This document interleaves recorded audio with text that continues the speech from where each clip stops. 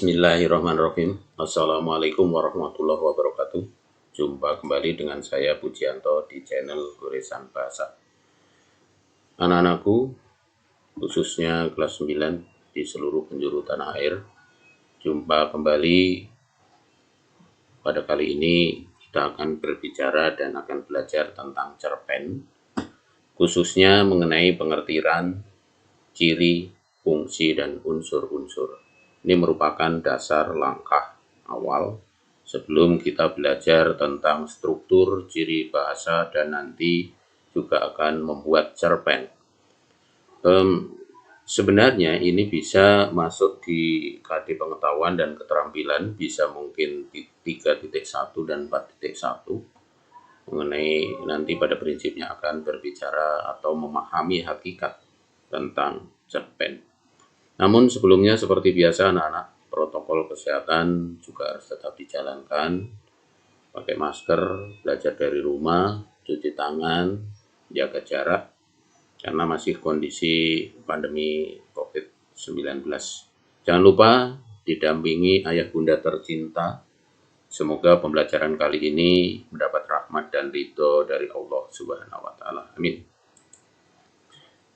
Nah, yang akan kita pelajari seperti tadi ya, pengertian atau hakikat, ciri utama, fungsi dan tujuan serta unsur-unsur. Ini intinya adalah kita akan paham sepaham-pahamnya mengenai cerpen. Cerpen ini kan sebenarnya tidak asing lagi bagi kalian, bagi kita semua. Ialah prosa yang menceritakan salah satu masalah kehidupan pelakunya, sehingga hanya memiliki alur tunggal, ya, alur tunggal satu, hanya salah satu kejadian terpenting atau hal yang paling utama, yang paling menarik, sehingga menjadi pemicu atau itu dibuatkan sebuah cerita. Ciri utamanya apa? Yang pertama adalah alurnya tunggal tadi ya, satu, fokus. Kemudian karya imajinasi, bukan karya asli, artinya berbeda dengan recon atau cerita laporan kejadian atau cerita murni asli, tetapi ini berdasarkan kontemplasi perenungan. Pemicunya boleh saja itu peristiwa terjadi, tetapi nanti diimajinasikan, sehingga menjadi cerita cerpen dan salah satu jenis prosa.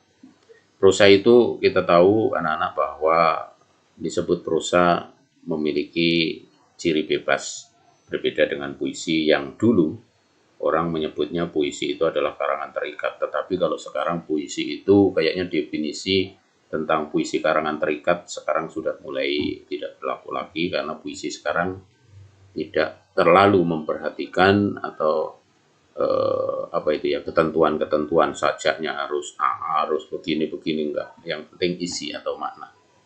Berikutnya, fungsi dan tujuannya adalah sebagai alat untuk menghibur atau memikat atau mendidik. Jadi fungsi utama sebagai tujuannya untuk gitu kan, untuk menghibur, memikat, mendidik. Jadi utamanya adalah menghibur dan mendidik. Fungsi rekreatif dan edukatif. Ini yang utama, ada dua. Nah, yang berikutnya kita akan membahas nanti tentang unsur, khususnya unsur intrinsik dan unsur ekstrinsik. Disebut in karena itu berada di dalam, yang membangun karya sastra dari dalam. Nah, unsur intrinsik, unsur yang membangun karya sastra yang berasal dari dalam, yang ada, yang melekat di dalam karya sastra tersebut. Ada pada prinsipnya atau secara garis besar ada 8 yang berhasil kami pahami. Yang pertama adalah tema, amanat, kemudian latar, kemudian pelaku, kemudian karakter, sudut pandang, alur, dan nilai-nilai. Ada juga yang menambahkan adanya makna simbol, ya. Karena sebenarnya berbicara masalah unsur intrinsik ini, intinya di sini. Unsur ekstrinsik yang dari luar itu juga mempengaruhi sih, cuman yang dominan kalau kita membedah karya sastra, maka yang ada yang melekat dalam karya sastra itu. Berikutnya, unsur intrinsik, tema, amanat, latar, dan pelaku. Ini yang 4 dulu ya. Tema adalah permasalahan pokok atau pokok permasalahan yang mendasari cerita itu dibuat. Ya intinya begitu, yang mendasari pokok permasalahan yang mendasari pengubahan atau sebuah cerita itu dibuat. Berikutnya amanat itu adalah sebenarnya pesan. Secara garis besarnya adalah pesan yang ingin disampaikan oleh penulisnya atau pengarangnya melalui tulisannya itu. Bisa tersirat, bisa tersurat.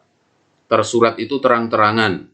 Kalau tersirat itu tersembunyi di balik dialognya, di balik kata-katanya, di balik dan seterusnya. Nah, kalau tersurat sengaja dimunculkan di situ, dipesankan, berbunyi tertulis. Kita harus A, kita harus B, harus ngapain dan seterusnya. Berikutnya adalah latar. Latar ini garis besarnya ada 3, yaitu latar waktu, latar tempat, dan latar suasana. Kapan peristiwa itu terjadi? Ya, di mana peristiwa itu terjadi dan bagaimana keadaan atau situasi terjadinya peristiwa tersebut. Sebenarnya latar itu. Kemudian tokoh. Tokoh adalah pelaku yang bermain, ya. Pelaku yang bermain. Nah, di dalam cerita itu kita mengenal ada 3 jenis, protagonis, antagonis, dan tritagonis. Protagonis itu yang baik, antagonis itu yang jahat, tritagonis itu figuran atau tambahan, atau bisa ada yang menyebutnya peran pembantu, ya, peran antara. Ya. Protagonis yang sebenarnya kan ada yang ngomongin tokoh utama, tokoh sampingan, atau tokoh utama itu sebenarnya ya 2 ini, protagonis dan antagonis. Ya.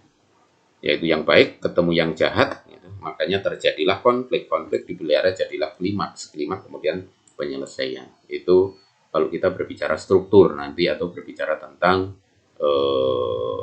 alur, gitu kan. Karakter dan karakterisasi. Karakter itu adalah sikap batin yang mempengaruhi segenap pikiran dan tingkah laku. Ada yang menyebutnya karakter itu sifat atau sifat tabiat dari pelakunya.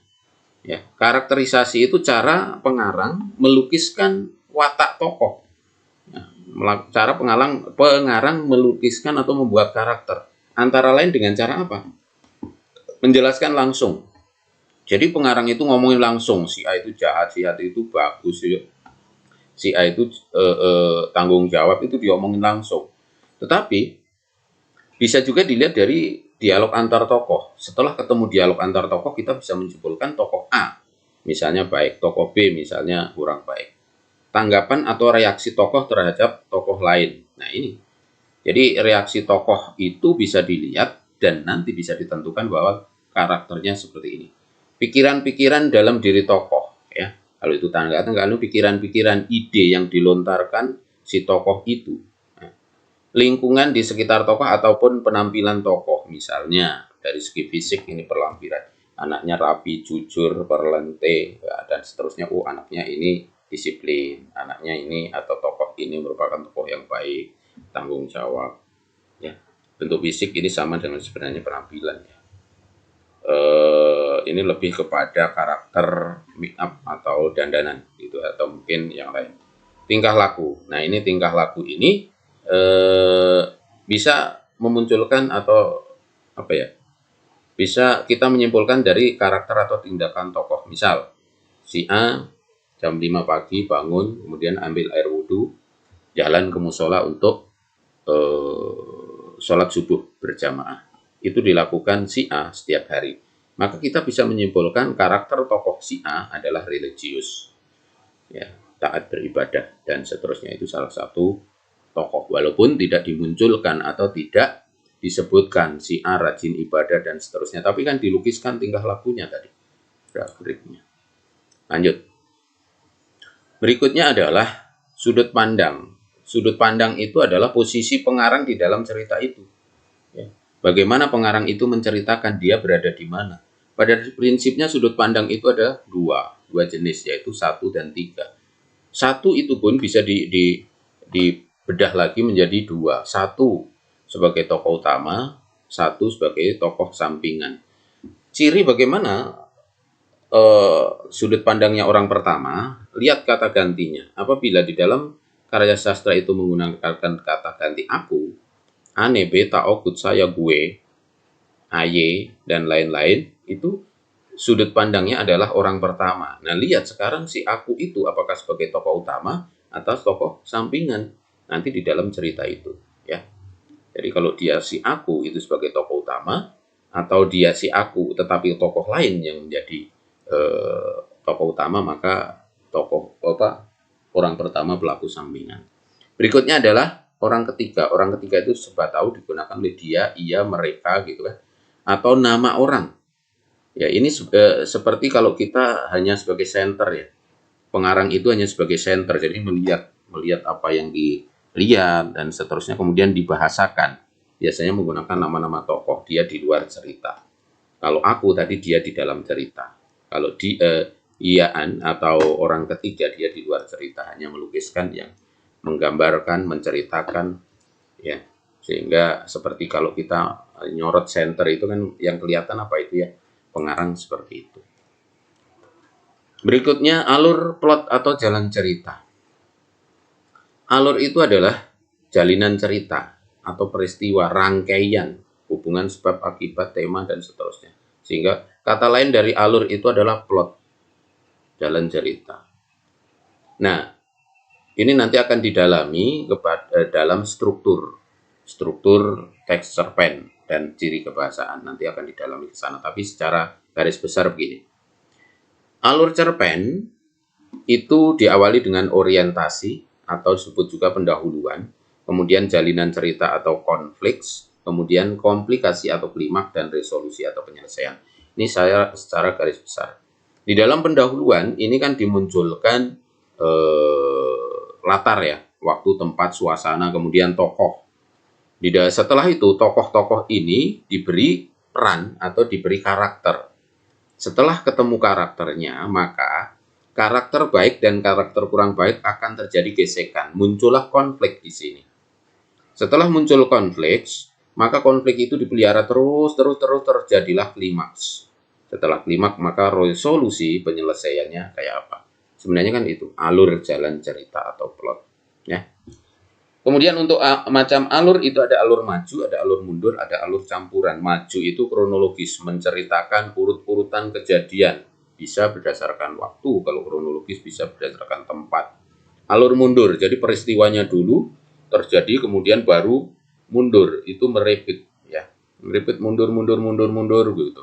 Kemudian juga bisa campuran, setelah maju kemudian mundur. Ada juga yang ngomong cerita berbingkai, cerita di dalam cerita. Maju kemudian mundur lagi, ya, gitu. Selanjutnya nilai-nilai. Nilai-nilai yang ada di dalam cerpen itu banyak. Antara lain ada 5. Ada nilai moral. Moral itu yang berkaitan dengan akhlak dan budi pekerti. Nilai sosial yang berkaitan dengan norma-norma kehidupan. Saling memberi, saling menolong, tenggang rasa. Nilai budaya ini berkaitan dengan kehidupan, sangat penting berupa adat istiadat kalau budaya. Nilai sosial itu saling memberi, saling norma-norma kehidupan. Kalau nilai budaya itu adat istiadat dan kepercayaan. Nilai estetika berkaitan dengan seni dan keindahan karya, bahasanya, alurnya, temanya, gaya bahasa dan seterusnya. Nilai agama berkaitan dengan ajaran agama tertentu. Nah, ini nilai-nilai, ya. Kemudian ada makna simbol, misalnya di situ ada sebuah karangan bunga, maka ada simbol berduka, dan seterusnya di dalam cerpen itu. Oke. Berikutnya B, nilai ekstrinsik. Tadi kan kita belajar banyak tentang nilai intrinsik dan itulah nanti yang akan sering muncul di dalam pertanyaan, dalam soal dan seterusnya, tetapi bukan terminologi atau bukan pengertian, namun berdasarkan teks. Ya, bisa penggalan, cuplikan atau kutipan teks, kemudian ditanya alurnya, karakternya, tokohnya, kemudian sudut pandangnya, latarnya dari cerita itu. Jadi aplikasi. Untuk ekstrinsik itu adalah pengaruh yang berdatangnya dari luar, bukan berada di tubuh karya sastra itu. Jadi yang membuat karya sastra itu baik atau kurang baik ada juga pengaruh dari luar. Misalnya ada agama, filsafat, politik, biografi, pengarang, sosial, budaya. Contoh, pada zaman pendudukan Jepang itu kan ada sensor yang sangat ketat. maka karya-karyanya itu dibuatlah karya-karya yang bersifat simbolik. Ada dengarlah keluhan pohon mangga, kata hendak jadi lembu, supaya apa? Menghindari sensor Jepang, supaya lolos ya. Kemudian filsafat-filsafat, kemudian agama-agama tertentu, biografi pengarang. Pengarang yang besar di lingkungan agamis mungkin akan mempengaruhi hasil karya yang dimunculkan. Pengarang yang besar di lingkungan politik beda. Pengarang yang besar di lingkungan aparat keamanan atau tentara atau mungkin apapun gitu ya, itu bisa berbeda. Ya, itu secara garis besar, tapi fokusnya kan memang pada unsur intrinsik. Nah, tibalah saatnya sebelum saya akhiri, maka saya selalu mencari kata-kata yang bisa membangkitkan dan bisa memicu untuk menjadi penyemangat. Kali ini saya mengambil dari Ustadz atau Dai Sejuta Umat. Perlombaan materi tidak akan pernah membawa kita ke garis finish, karena sifatnya sangat abstrak. Bahkan akan mendorong kita seperti gurita, cenderung kepada penyakit tamak bin rakus alias serakah. Perlombaan materi tidak akan pernah membawa kita ke garis finish, karena sifatnya sangat abstrak. Bahkan akan mendorong kita seperti gurita, cenderung kepada penyakit tamak bin rakus alias serakah. Zainuddin. Demikianlah perjumpaan kali ini, mudah-mudahan bermanfaat dan diridhoi oleh Allah. Ada kurang lebihnya mohon maaf. Billahi taufik wal hidayah. Assalamualaikum warahmatullahi wabarakatuh. Dan tunggu dan sampai jumpa di pertemuan-pertemuan berikutnya. Tetap di Goresan Bahasa. Terima kasih.